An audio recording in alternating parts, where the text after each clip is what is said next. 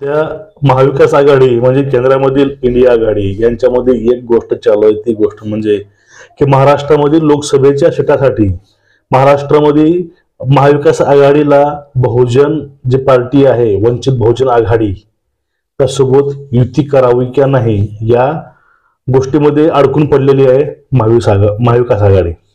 मित्रांनो बघा, आता महाविकास आघाडी जर वंचितला सोबत नाही घेतली तर महाराष्ट्रामध्ये सत्ता स्थापन करायचे स्वप्न ती कधीही पाहू शकणार नाही. कारण वंचित शिवाय महाविकास आघाडी कुठल्याही प्रकारे काहीही करू द्या, निवडून येणं शक्यच नाही. मित्रांनो, मी आपला मित्र राजकुमार जगताप आपल्या समोर आज एक अतिशय महत्वाचा व्हिडिओ आणलेला आहे. तो व्हिडिओ म्हणजे जर महाविकास आघाडीने वंचितला सोबत नाही घेतले तर 10 जागी वन वे पूर्णपणे वंचित बहुजन आघाडीमुळे आघाडी हरून जाईल. किंवा जर काँग्रेसने आणि राष्ट्रवादीनं शिवसेनेने सोबत वंचितला घेतलं, आपली युतीमध्ये सामील करून घेतलं महाविकास आघाडीच्या, तर त्यावेळेस या 10 ठिकाणी लोकसभेला यांचं सीट हे 100% बसणार वंचित बहुजन आघाडीचं. ते बघा, सीट कोणते आहेत 10. त्या ठिकाणी वंचितमुळे 2019 मध्ये ही आघाडी कोसळून पडली होती. 10 सीट तुम्ही बघून घ्या. अकोला, सांगली, सोलापूर, परभणी, लातूर, नांदेड, अमरावती, हातकणंगले, चंद्रपूर आणि बुलढाणा. अकोला, सांगली, सोलापूर, परभणी, लातूर, नांदेड, अमरावती, हातकणंगले, बुलढाणा आणि चंद्रपूर ह्या 10 जिल्ह्यामध्ये 2019च्या वेळेस बीजेपीचे खासदार निवडून का आले? कारण फक्त एक आहे, राष्ट्रवादीचे आणि काँग्रेसचे मत जे खाल्ले फुटले ते पूर्णपणे वंचितनं घेतले आणि परिणामी बीजेपीचे जे स्पर्धक आहे ते स्पर्धक आपोआप खचून गेला, तो कमी पडला, पराभूत झाला. जर त्यावेळेस वंचित सोबत असली असती तर त्यावेळेस जे निकाल आहे तो वेगळा असला असता. कारण प्रत्येक जागी 50-60 हजार, 1.5 लाख, 2 लाख असे मत घेऊन वंचितचे उमेदवार हरले होते आणि ते पूर्णपणे मत हे राष्ट्रवादीचे आणि काँग्रेसने खाल्ले होते.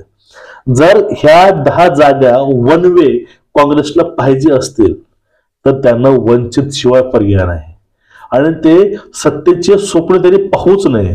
जर वंचित त्यांच्या सोबत नसेल तर त्यांनी चुकून हे झोपेमध्ये सुद्धा स्वप्न पाहायचे नाही. कारण काय आहेत? 2 कारण आहेत महत्वाचे.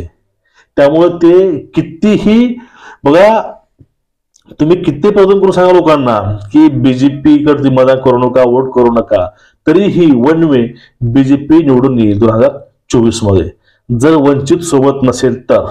आता बघा, कारण समजून घ्या, महत्वाची कारण काय आहेत ते बघा. ज्याप्रमाणे बीजेपीनं आपले जे 2019 बघून 2024 साठी त्यांनी फिल्डिंग आपली लावलेली आहे पूर्णपणे, आणि त्यांनी फिल्डिंग अशी लावलेली आहे, त्यांनी आपली ताकद आहे ती त्यांनी वाढवलेली आहे पूर्ण.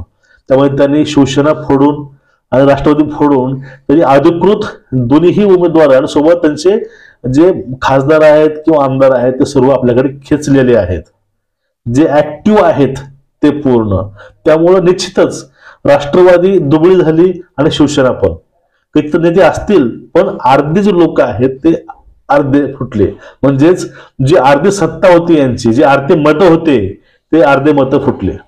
ही गोष्ट वेगळी आहे की उद्धव ठाकरेंना थोडस अटेन्शन मिळेल की बाबा काय गोष्ट त्याला हे धीर भेटेल, त्याला की शिवसेनेला थोडा धीर भेटू शकतो, पण या ठिकाणी त्या गोष्टी मॅटर नाही करणार. आता यावेळेस शिवसेना दुबळी झालेली आहे आणि राष्ट्रवादीची पण अवस्था तीच आहे. दोघांची ही अवस्था समान आहे, सेम आहे. अशा वेळेस जर तुम्हाला आपलं सरकार स्थिर करायचं असेल, तुम्हाला सरकार आपलं खरंच तुम्हाला वाटतंय की बाबा आपले युगो ठेवून, आपले जे युगो आहे तो युगो साईडला ठेवून जर तुम्ही एकत्र येऊन तर काम नाही केलं, तुम्ही जर वंचितासोबत नाही घेतलं तर समजून जा तुमच्या पराभवाला कुणीही रोखू शकणार नाही. तुम्ही कितीही मोठे नेते आणलात महाराष्ट्रामध्ये तर त्यावेळेस त्याचा काहीही एक उपयोग होणार नाही. वन वे बीजेपी निवडून येईल. त्यामुळे जर तुम्हाला बीजेपीला खरंच अडवायचं असेल, तुम्हाला हरवायचं असेल त्यावेळेस तुम्ही फक्त एकच गोष्ट करू शकता, ते गोष्ट म्हणजे तिन्ही पक्ष सोबत चालायचे, शिवसेना, राष्ट्रवादी आणि त्यानंतर वंचित बहुजन आघाडी आणि काँग्रेस, ह्या चारही पक्षांना सोबत चलून सर्वांच्या विचार विनिमयानं जागा ह्या निवडून घेऊन चौघांनाही समान जागा देऊन, कारण कुणामध्ये हे मतभेद व्हायला नको आहेत आणि सर्वांनी एक प्रकारचा मार्ग निवडायचा आणि तो मार्ग निवडून कशा प्रकारे आपल्याकडे मतदाराला आकर्षित करण्यात येऊ शकतं ह्या गोष्टी पूर्ण बघून एक राजकारणाची नवीन एक आकृतीबंध तयार करून त्यावर सर्वांनी आपली वाटचाल ठेवायची. मग त्यावेळेस तुम्हाला कुणीही रोखू शकणार नाही. महाराष्ट्रामध्ये तुमचं लोकसभा तुमची चांगल्या मताने निवडून येईल आणि विधानसभा आहे त्यामध्ये सुद्धा तुम्ही आपलं जे अस्तित्व आहे टिकवून ठेवाल आणि महाराष्ट्रामध्ये नंतर एखादी तुमचं सरकार येऊ शकतं जर वंचित सोबत असेल तर. वंचित म्हणजे काय? ज्याप्रमाणे भाजीमध्ये मीठ असतं असंच वंचित आहे, त्याशिवाय त्या भाजीला काही अर्थ नाही. असंच राजकारणाला कुठलाही अर्थ प्राप्त होणार नाही जोपर्यंत तुमच्या सोबत वंचित असणार नाही. कारण वंचित काय आहे आपण याविषयी पाठीमागे व्हिडिओ केलेले आहेत की बाळासाहेबांचं व्यक्तिमत्व काय आहे, बाळासाहेबांनी नेमकं कमवले काय, त्यांनी कुठले गेम केलेले आहेत, या सर्व काही गोष्टी आहेत. आपण त्याविषयी पाठीमागे जे व्हिडिओ केले व्हिडिओ बघू शकता किंवा पाहून घ्या व्हिडिओ, तुम्हाला कळून जाईल त्यामध्ये की वंचित आघाडी आता लहान राहिली नाही. आणि आता हेच 2024 मध्ये ह्या ज्या महाविकास आघाडीला गोष्टी कळल्या पाहिजे.